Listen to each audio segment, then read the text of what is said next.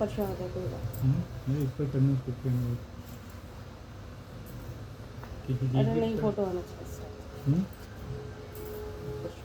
तो ऊपर रखने की चीज़ की फोटो कर सकते हैं। सनातन धर्म की प्रथा के अनुसार करवा चतुर्थी अथवा करवा चौथ कार्तिक मास के कृष्ण पक्ष की चौथ को मनाई जाती है। उस दिन सौभाग्यवती स्त्रियों के चौथ का व्रत बहुत सौभाग्यशाली और महत्वपूर्ण दिन होता है। पतिव्रता स्त्रियां अपने पति की दीर्घायु और शुभकामना की भावना से यह व्रत महत्वपूर्ण व्रत रखती हैं। इस दिन चतुर्ग्रहणी चावलों को पीसकर द्वार पर करवा चौथ बनाती हैं, जिसे वर कहा जाता है। इस करवा चौथ में पति के अनेकों रूप बनाए जाते हैं। महावर आदि बनाती हैं, जिसके अतिरिक्त दूध वाली गाय, करवा बेचने वाली कुम्हारिन और महावर लगाने वाली नाइन, चूड़ी पहनाने वाली मनिहारन, 7 भाइयों की इकलौती बहन, सूर्य, चंद्रमा, शिव, पार्वती आदि देवी देवताओं के भी चित्र बनाए जाते हैं। साधक स्त्रियों को इस दिन निर्जल तथा निराहार व्रत रखना चाहिए। रात्रि को जब चंद्रमा उदय हो तो प्रकाश के चंद्रमा को अर्घ देकर ही भोजन करना चाहिए। पीली मिट्टी की गोरा की प्रतिमा बनाकर उसकी पूजा करनी चाहिए। यदि दीवार चिकनी हो तो चित्र न बना सको तो करवा चौथ का चित्र मंगाकर दीवार पर टांग कर पूजा कर लेनी चाहिए। तो व्रतों और त्योहारों पर बनाए जाने वाले चित्र नवरात्रे, दुर्गा पूजन, दुर्गाष्टमी इस तरह बनानी चाहिए।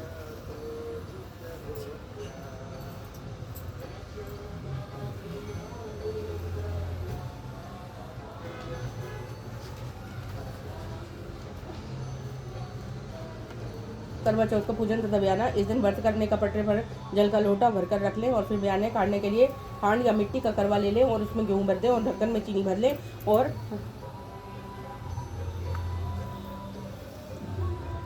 मिट्टी की चीनी भर के हाथ में दबा दें।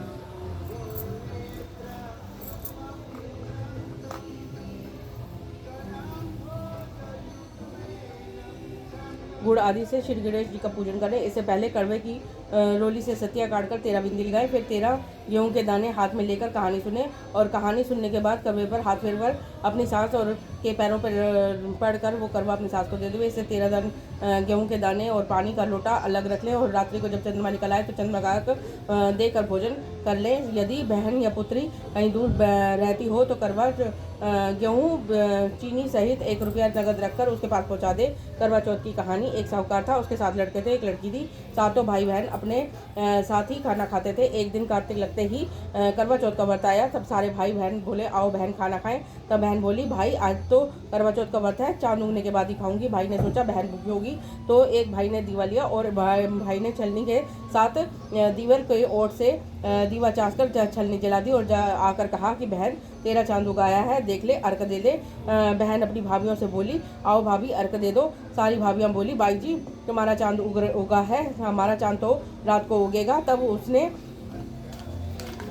अकेले ही अर्घ दे दिया और भाइयों के साथ अपने जिम में बैठ गई। पहले गस्से में बाल आया, दूसरे गस्से में कंकड़ निकला और तीसरे गस्से में तोड़ते ही ससुराल से बुलावा आ गया। कहा बाई जी कहा आदमी बहुत बीमार है, जल्दी भेजो। जब माँ ने बहन के लिए 3 बार का मसला खोला तो तीनों बार सफ़ेद कपड़े निकले। तब भाई को सफ़ेद कपड़ा पहनाकर ससुराल भेज दिया और सोने का टक्का पल्ले से बांध दिया और बोली कि रास्ते में कोई भी मिले उसे पैर छूती भी जाइयो और जो सुहाग का आशीर्वाद दे उसे सोने का टक्का देकर पहले पल्ले की गांठ बांध लियो।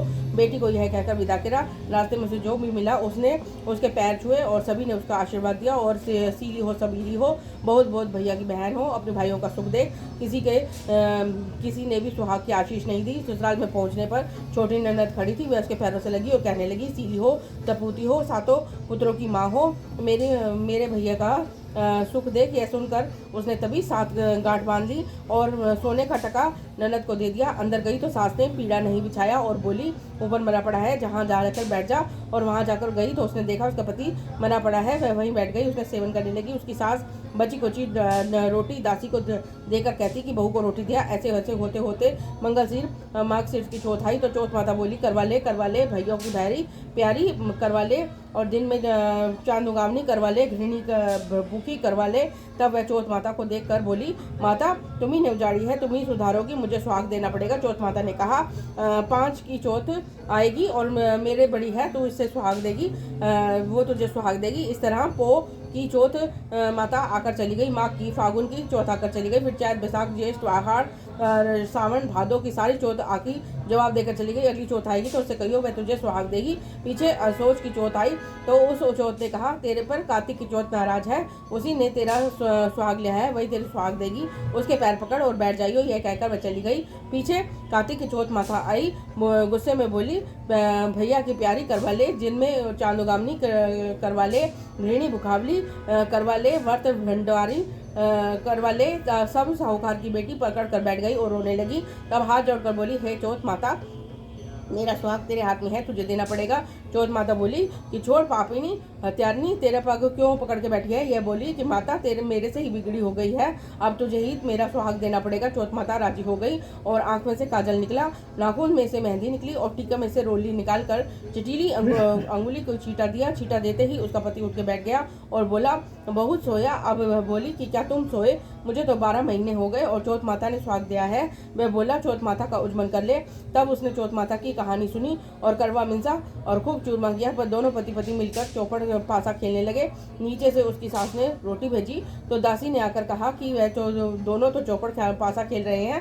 सास देखकर खुश हो गई और बोली, क्या बात हुई। वह बोली, मेरे तो चौथ माता आई है। और यह कहकर सास के पैर लग ली और सारी नगरी में ढिंढोरा पिटवा दिया कि पुरुष की लुगाई, बेटे की माँ, सब कोई चौथ का व्रत रखो। 13 चौथ करो, नहीं तो 4 करो, 4 नहीं तो 2 करो। हे चौथ माता, तेरे साहूकार की बेटी को सुहाग दिया, वैसे सबको देना। जय गणेश जी महाराज की जय। दूसरी कथा।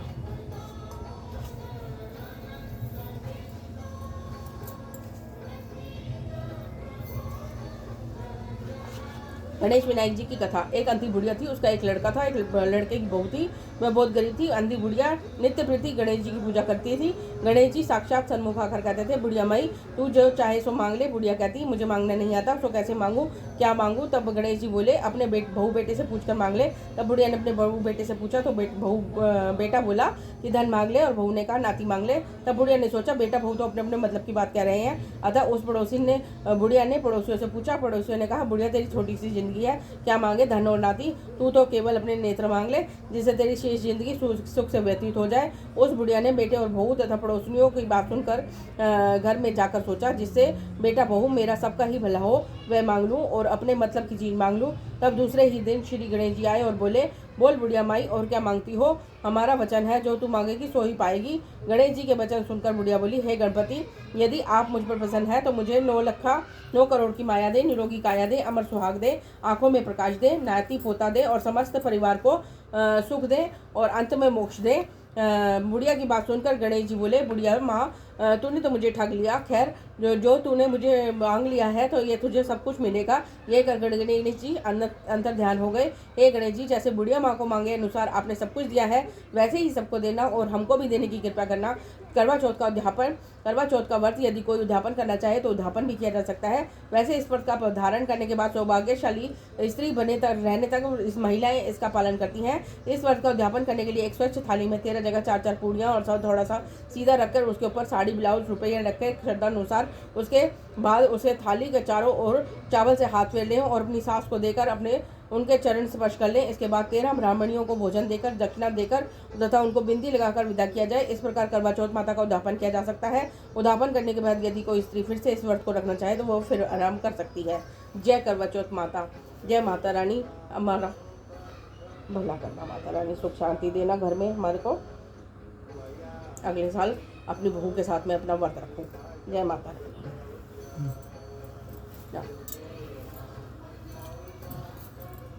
गणेश जी की हाथ देखो भाई, लगातार वीडियो बनती रही। मूवी थी, यही सुनाते हैं, मूवी यही सुनाते हैं, 2 कथा। गणेश जी की आरती आती है ना, बोलो जय गणेश जय गणेश जय गणेश देवा, माता जिनकी पार्वती पिता महादेवा, एक दंत दयावंत 4 भुजाधारी, माथे संदूर लगे की सवारी और चढ़े मेवा, उनका भोग लगे संत करे सेवा। जय गणेश जय गणेश जय गणेश देवा, जिनकी पार्वती पिता महादेवा, अंधन को आँख देत बात को काया, को पुत्र देत निर्धन को माया, जय गणेश जय गणेश देवा, माता जिनकी पार्वती पिता महादेवा। और जय गणेश जी महाराज की जय। ओम जय जगदीश हरे, स्वामी जय जगदीश हरे। भक्त जनों के संकट, भक्त जनों के संकट क्षण में दूर कर, जो दावे फल पावे, दुख बिन से मन का, स्वामी दुख बिन से मन का। सुख संपत्ति घर आवे, सुख संपत्ति घर आवे, कष्ट मिटे तन का। ओम जय जगदीश हरे। मात पिता तुम मेरे, शरण गहूँ मैं किसकी, स्वामी शरण गहूँ मैं किसकी। तुम्हें बिन और न दूजा, प्रभु बिन और न दू, आस करूं मैं जिसकी। ओम जय जगदीश हरे। तुम पूरन परमात्मा, तुम्हें अंतर्यामी, स्वामी तुम्हें अंतर्यामी। पार परम परमेश्वर, सार परम परमेश्वर, तुम सबके स्वामी। ओम जय जगदीश हरे। पार परम परमेश्वर, तुम सबके स्वामी। तुम करुणा के सागर, तुम पालन करता, स्वामी तुम पालन करता। मैं मूरख खल कामी, मैं सेवक तुम स्वामी, कृपा करो भरता। ओम जय जगदीश हरे।